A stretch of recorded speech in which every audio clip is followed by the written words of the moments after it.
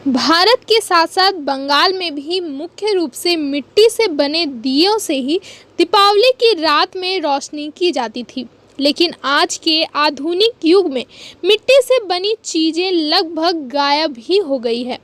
फिर भी कुम्हार मिट्टी के दियों के अलावा विभिन्न प्रकार के मिट्टी के बर्तनों की लंबे समय से चले आ रहे कार्य को जारी रखने की उम्मीद करते हैं।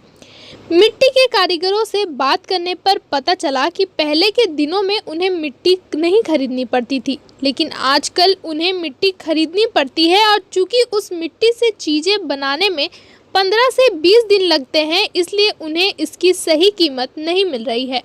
मिट्टी की चीज़ें बनाने वाले एक कुम्हार लखन पंडित ने कहा कि पहले उन्हें मिट्टी खरीदनी नहीं पड़ती थी, अब उनको मिट्टी, कोयला, भूसा सब खरीदना पड़ता है। इसके साथ ही उन्होंने बताया कि आजकल मिट्टी के दिए खरीदने वालों की संख्या बेहद कम हो गई है। उन्होंने बताया कि वह पिछले 35 सालों से यह काम करते आ रहे हैं, अब उम्र हो चुकी है, उनके लिए कोई दूसरा काम करना संभव नहीं है। इस काम से किसी तरह उनके परिवार का गुजारा हो जाता है।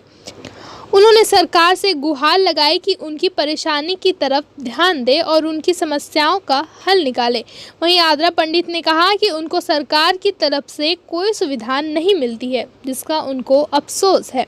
उन्होंने बताया कि आजकल मिट्टी के दियों की कीमत बहुत कम हो गई है, जिससे उनको भारी नुकसान का सामना करना पड़ता है। आगे যেমন চাহিদা ছিল সেরকম এখন আর চাহিদা নাই, চাহিদা কমে গেছে। এখন আমাদের দেখুন দাম আর সেরকম নাই।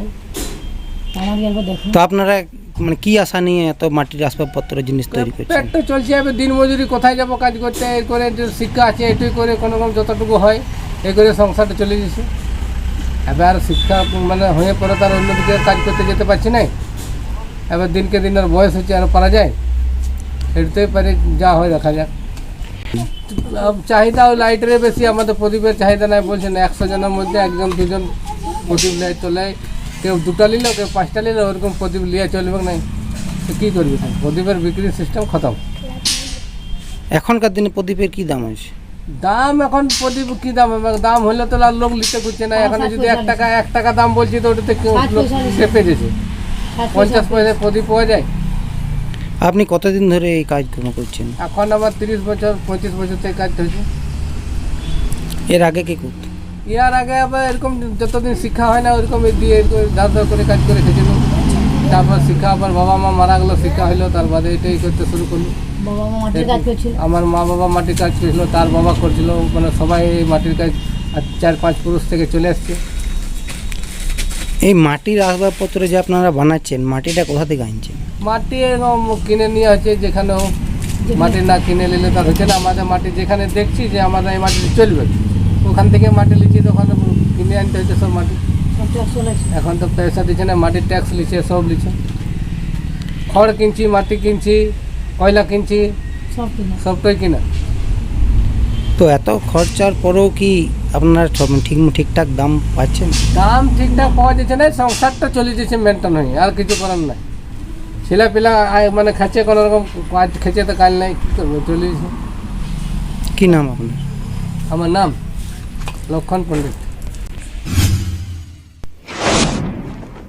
MK कलेक्शन आपके शहर की जानी मानी कपड़ों की शोरूम, जहां एक छत के नीचे मिलेंगे बच्चे, महिला और पुरुषों की हर तरह के कपड़े।